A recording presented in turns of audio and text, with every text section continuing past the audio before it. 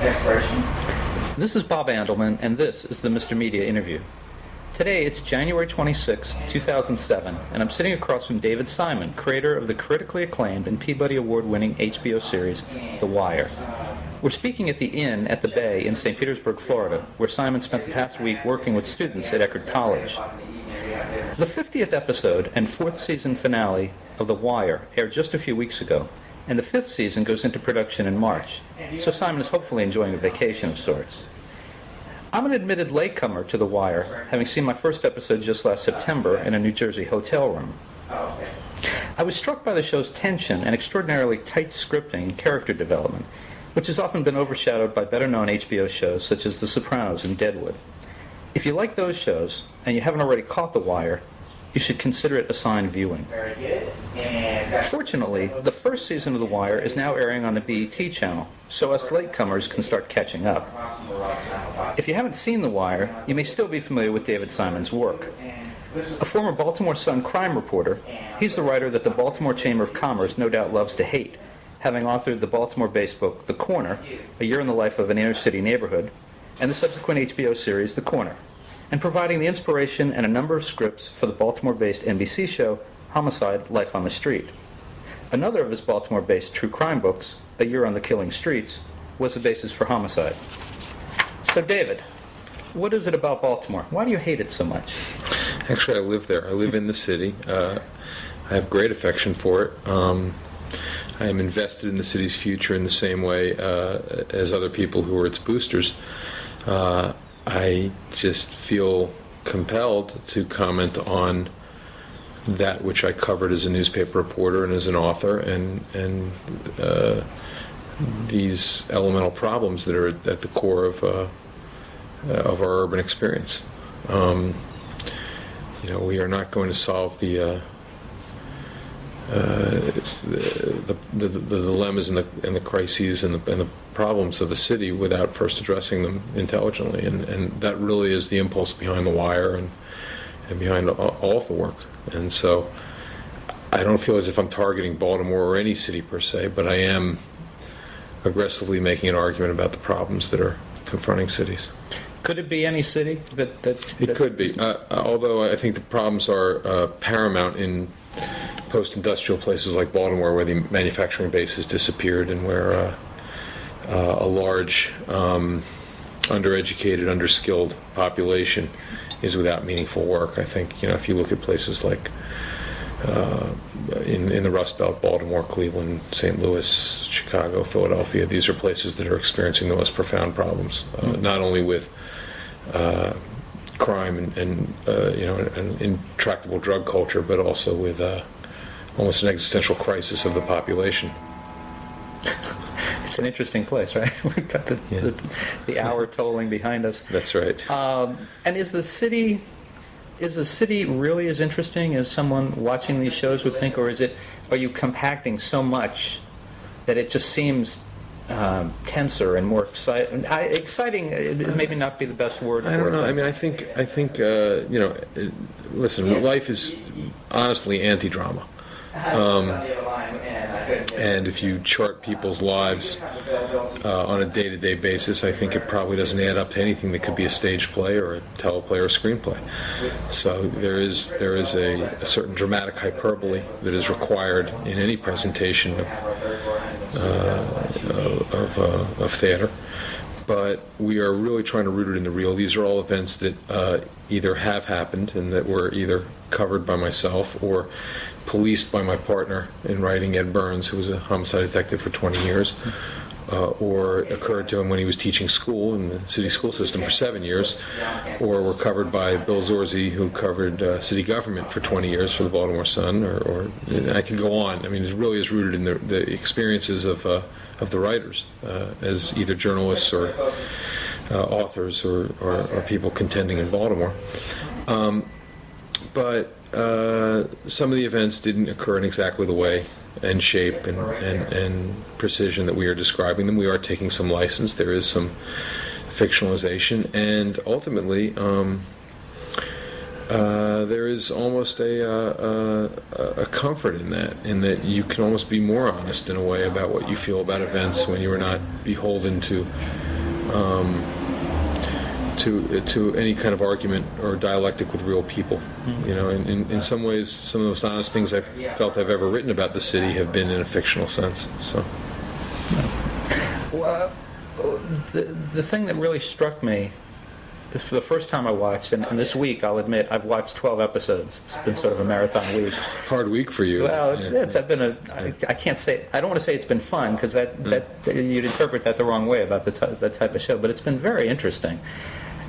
The street corner dialogue, the drug dealing dialogue. Who's writing that stuff? It's incredible. It's all scripted. It's not. One of the things that I'm a little bit resentful for is we have a remarkable cast of African American actors who are utterly unacknowledged by the industry. They're never nominated for anything. They're never regarded as having created any characterizations or achieved any sense of craft for what they're doing. It's almost as if they think we turn the camera on people and they just were being. That's the way they are. And in fact, these are incredibly professional actors who are reading from a script. The dialogue is from the world that Ed policed, that I covered as a crime reporter in Baltimore for 12 years. That is very common to us from having spent time in West Baltimore. We are who we are. I'm sure we miss things because we're a couple of white guys, but what we catch because we have good ears and we're careful and we pay attention and we're patient listeners. Well, and that's the thing. I mean, I sit here across from you, and we're about the same age. We both have the same follicle challenges.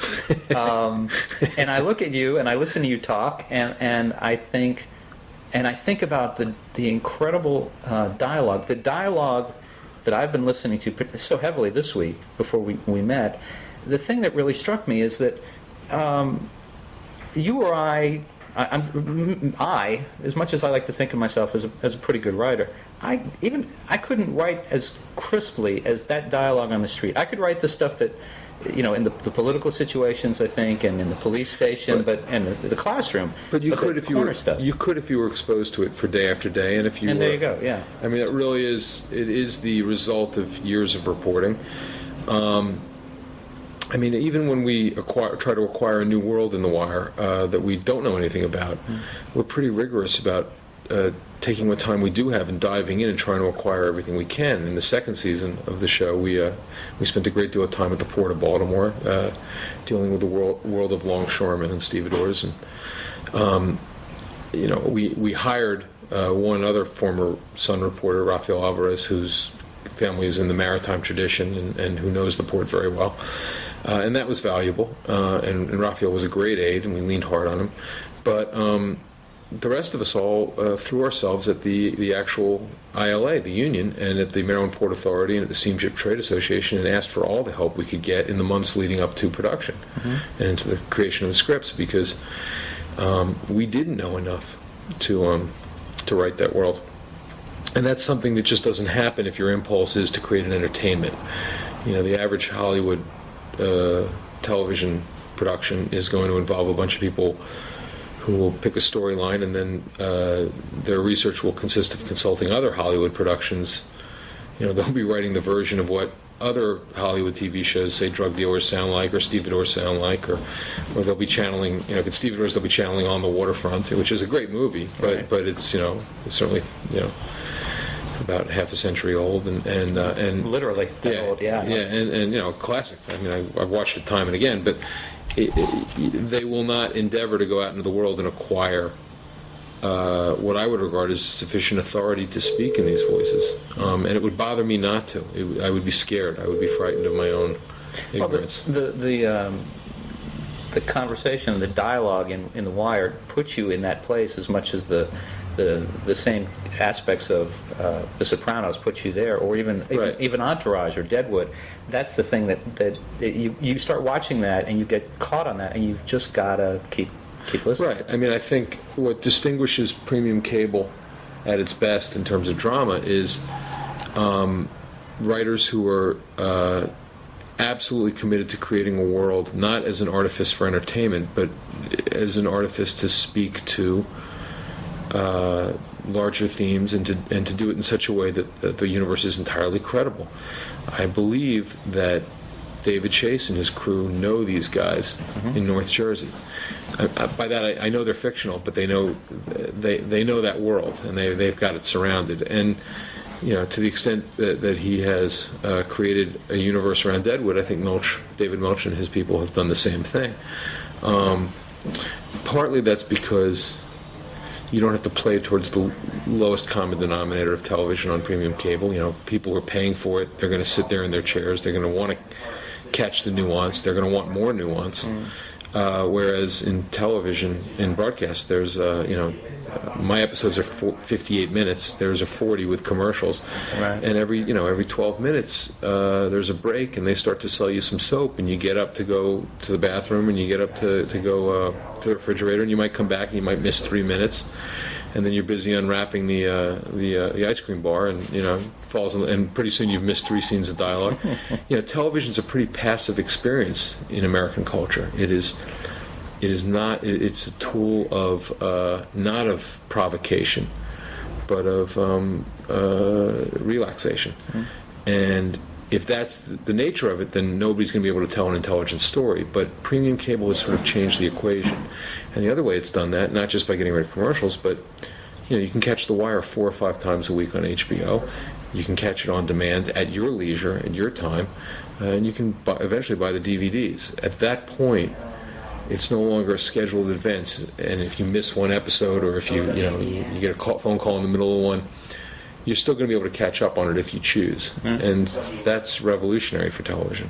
Let me ask you this, and this is a basic piece of business, but now I came to the show very late, and I think part of the reason I came to it late was the name. I just couldn't get my arms around The Wire. So Sure. I want to ask you, for people who might hear this or read this who haven't seen it, can you give us kind of the Evelyn Wood breakdown of what the show is about, Sure. and where the name The Wire came from? The Wire is sort of it's a double entendre of sorts. It specifically refers to the electronic surveillance methods used by the police to try to undermine and take apart a criminal organization. In the first season, it would have been a drug organization. The second season, it was a smuggling organization. And so forth, but that's more the literal reason for the title. The title really refers to almost an imaginary but inviolate boundary between the two Americas, between the functional post-industrial economy that is minting new millionaires every day and creating a viable environment for a portion of the country, and the other America that is being consigned to a permanent underclass. And the show is really about the vagaries and excesses of unencumbered capitalism, and what that has wrought at the millennium, and where the country is and where it's going. And it's suggestive that we're going to be a much more divided and brutish place. And I think we are, and that really reflects the politics of the people making the show. It really is a show about the other America in a lot of ways. And so The Wire really does refer to almost a boundary or a fence, or the idea of people walking on a high wire and falling to either side. It really is sort of a symbolic argument, or symbolic of the argument we're trying to make. And is it a show of villains, anti-heroes, or something in between? The lines are never quite clear on Well, people. that's by intent. I mean, I feel like a lot of American television, particularly in the cop show milieu, and we came on the scene as presumably HBO's answer to the cop show. That's how we were initially marketed, and I think we weren't willing to argue the point because our ambitions, which were different, were not credible until we'd been on it for a couple of years. But originally we came as a cop show, and cop shows are exactly rooted in good and evil, and the Sipowitzes and Joe Fridays and Pembletons of the world. And by the way, I mean, I wrote for Homicide. That's how I learned to do television after they made my first book into the NBC show. Some of that is very, very well done, and not without meaning. However, it does beg a certain question as to what our compulsion is about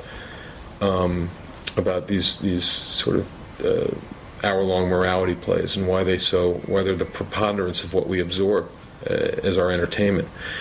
And The Wire is fairly uninterested in good and evil.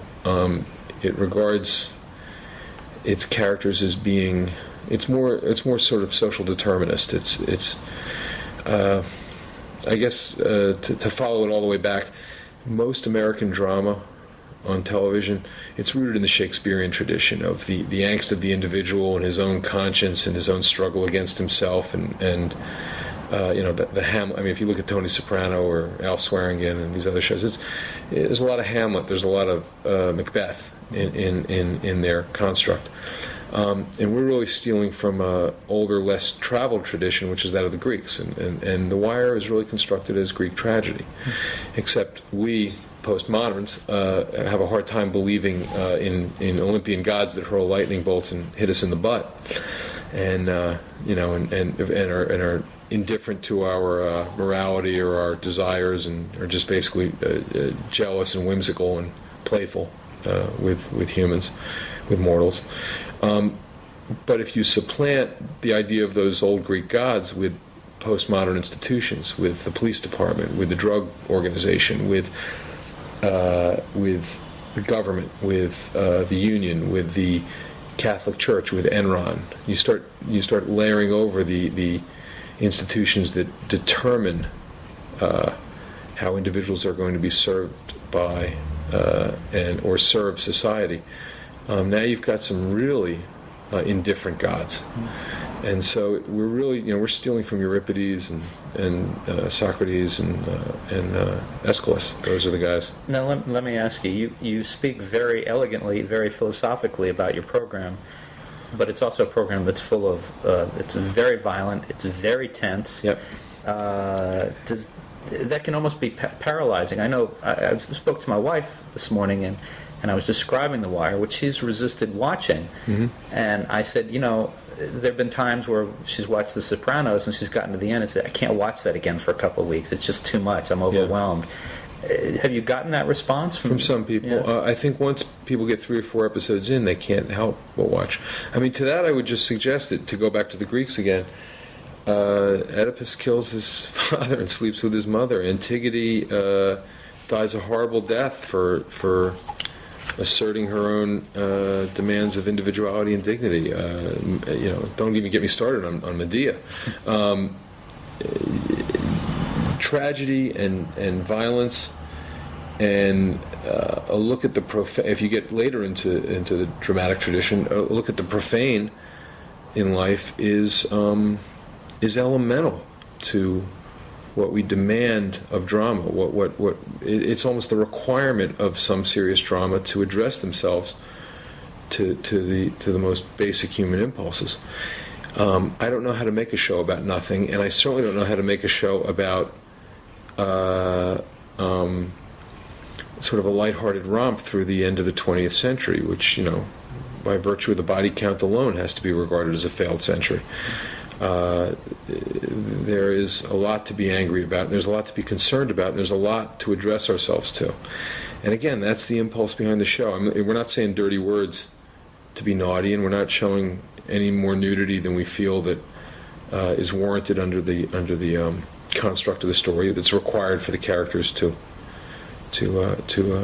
be in the world they're in, and we're not using any more violence than would otherwise be necessary to address the plot. So I'm not sure it's that violent a show, and I'm not sure it's that profane a show, as people say, and I'm not even sure it's that sexualized a show. I think it's a combination of, it feels like these are real people in this situation. And if that's the case, if people are like disturbed by some of the stuff that happens in the given hour, they ought to be. Yeah. Now, in terms of story, when people watch most TV shows, it doesn't have to be sitcoms or even network dramas, but you have this expectation that at some point all of these storylines will cross somewhere. Mm-hmm. And yet that hasn't really happened that much on The Wire. I mean, I think towards the end sometimes, but it's very delicate. It's a very delicate web. Usually by the 11th, 12th, 13th episode, you start to see connections stories that seem disparate actually are headed towards each other. But having said that, we're willing to go longer and further with disparate storylines than any show, I think, before. The ambitions of the show require that. I think if you ask me what we're trying to do, we're not trying to do a cop show. We're trying to depict an American city. That's a big thing, and it has a lot of. We're trying to show how power and money route itself through the modern city-state, and why that city-state can't solve its problems and maintain itself against its problems. That's a lot to bite off and chew, and so we have to go far afield, and we have to trust in viewers' ability to stay with the show. Are there particular aspects of the storyline that have changed over time in ways that you didn't anticipate, either because maybe you're watching a character and you're going, this character should go this way in this? Well, there's always in the writers' room. There's always a sense of discovery about what a character's outcome should be, or how they should get from point A to point Z. There's always a sense of discovery on the part of writers there. But the unique thing about the show is that we've known since, I think, the end of season 1 what the 5. If we got 5 seasons, we had to beg for a couple of them with HBO. But if we got 5 seasons, we had 5 distinct themes that we wanted to address. We knew what they were. We knew in order what they would be. We knew where we needed to place our characters at the beginning and the end of those themes. And we know how the show is supposed to end after this last season that we're about to start production on. That's been a struggle to stay on that path. Because it's always a struggle to follow a plan, as opposed to just winging it. But it's also been quite liberating, because the nature of most TV shows, when they're designed as entertainments and not designed as specific stories about things, is that if a TV show finds success with one character or one romance or one theme, their job, the showrunner's job in Hollywood, is to stay on that and keep repeating those moments that please viewers, and to keep the show running for as long as possible. And our sense of what we wanted to achieve has been pretty rigorous. And we've said to ourselves, just because people love them some Omar or love Stringer Bell, the characters serve story, and we're really intent on executing the story that we conceived in the beginning. So it's never about sort of appeasing a viewership and keeping the show afloat for as long as possible. When you try to keep a show afloat for as long as possible, you're eventually dishing out a thin gruel of old moments that you've already played for all they're worth, and just trying to sustain your audience. And we've sort of written without awareness of the audience. So as you go into a 5th season, you're going into this planning on this being the final season. Yes. Absolutely. There's no 9 extra episodes to come at the end. No, by the way, I don't think we have again, we're not the money machine that some other shows are, and I don't expect HBO to come begging us for another season. But actually, this last season, the 4th season, the one that dealt with the educational theme, the audience grew quite dramatically. Something happened. Right. I would guess it was just, people finally caught up to the show. They had the DVDs out there in advance, all seasons in advance of season 4, and that was the first time they managed that. And I think the on-demand function, which became incredibly popular on HBO, helped people find the show. So it was sort of available on more platforms, and something clicked. How has it kept going where Rome and Carnival and even Deadwood now have fallen before it? We're cheaper. That's pretty straightforward. We film in Baltimore. I mean, that's certainly part of it. Rome cost more than $100 million to make. You got the same number of hours of Homicide, The Wire, for maybe a third of the cost, and we're always under budget. We always turn a little bit of money back in, almost as a good faith gesture. that earns you a certain amount of contempt in Hollywood, where everybody always goes over budget. But I learned television production, and Nina Noble, the other producer, she learned it at the foot of Tom Fontana and Jim Finnerty, and these are guys who played by the same rules. Tom said to me a long time ago, "It's not your money, so going over should not be a point of pride." And we've always been responsible, and by keeping the show's budget in some proportion, I think it made it easier for them to say, okay, these guys, they say they can execute for X amount of dollars. Let's give them another season. I mean, it's the practical economy of Hollywood. Now, episode 50, the last episode of the 4th season, Final Grades, right? It felt like it could have actually wrapped up the series. There was a lot of things that were wrapped. It was a lot of things that were covered. We saw... Although they did just pull about 17 bodies out of some row houses. Right. I think that would have been the pregnant issue. I mean, we've tried... Listen, you never know if you're going to get canceled, so you try to have some sense of resolution to every season. But the one thing that's different about HBO is they've never canceled a show in the middle of its run, so you always know you're going to get to the last episode of your season. Whether you're going to get the renewal again at the end, that's always an open question. It is television; it's not nothing's guaranteed. But we did feel like we left this one a little more open than maybe in season. I felt like season 3, with the end of the Barksdale story, was the one where we were probably most vulnerable to somebody saying, "Well, that's tidy. Yeah, that's tidy. Let's call it a day." I think there is more to be said on the theme of Marlowe and those bodies in the houses, but ultimately we had one last theme and we pitched it to HBO. We're going to slice off one last piece of this simulated city we built and address ourselves to that, and I think and that will end it. Yeah, it's interesting because I felt like I got some closure, and because it's these people who are still alive, not the 17 who are on that long piece of paper coming off of the right. I think it was actually 22 by the end. Okay. Yeah, trying to remember the dialogue. It left me feeling satisfied. I knew that obviously lives go on and series go. The characters theoretically go on, but I felt like okay, if it stops there, I feel pretty satisfied. I think that's but it's even better to know it goes on. That's exactly what Chris Albrecht was saying when he was contemplating whether or not to give us the 5th season. That if he had to end it here, he felt there was enough resolution at the end of 4. I blanched at that. I wasn't quite in agreement with him, but he felt that he could hang his hat on that. There was enough resolution at the end of 4.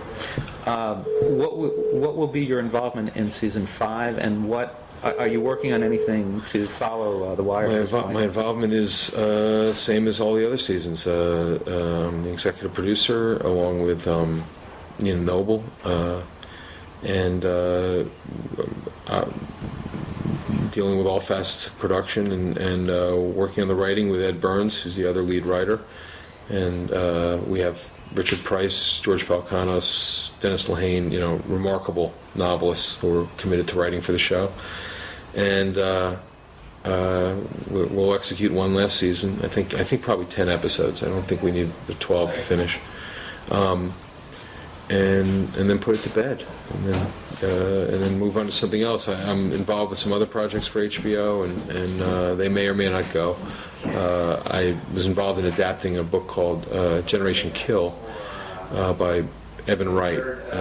He was an embedded reporter with the 1st Marine Recon unit in Iraq during the invasion, and I think he wrote what is one of the great pieces of war reporting to come out of Iraq, and a great metaphorical piece for the tragedy there. And I'm trying to adapt that as a miniseries for HBO, and it's written, and we're sort of waiting for the decision on HBO as to when to go on it. So your next project will not torture the Baltimore Chamber of Commerce? Apparently not unless Baltimore can dress itself up as Baghdad. But Baltimore can be a lot of things. Some people may, I have to say, Baltimore, there have been some brushes with the mayor and with, some civic boosters, but the truth is they've been very professional about it. And, if you want to have a film industry anywhere, you cannot start dictating terms to the storyteller and saying, we only want a certain kind of story. We're happy to film that, but the film industry exists in places like New York and LA and larger markets regardless of story. Nobody reviews story in New York, and the Law and Order franchise alone, I think, has killed more people in Manhattan in a given year than are actually killed in Manhattan in a given year. Whereas I think what disturbs some people in Baltimore is that this is really aggressively taking on such issues as the viability of the drug war, the education system, the death of unionized labor, political corruption. Right. I mean, I think in some ways it is more the fact that it's so attenuated from the real is what bothers people, and I can't help that. You know, it's like you're asking me to pull punches now that I can't pull. But having said that, I think Baltimore would be more stressed out about it if we were from Hollywood and we just sort of landed in their city and said, all right, we're now going to be hypercritical of you guys, having parachuted in from, you know, another world entirely. Or how would they feel if you were shooting Baltimore in Toronto? Right. I mean, you know you bring the dollars in. The truth is, you can say anything's anything, Yeah. and you know, if it's fictional, no one can stop you. But I mean, I wouldn't even want, you know, the truth is, it shouldn't be a bargain over the dollars for filming versus the city's image. I mean, some people put it that way. I never cast it that way.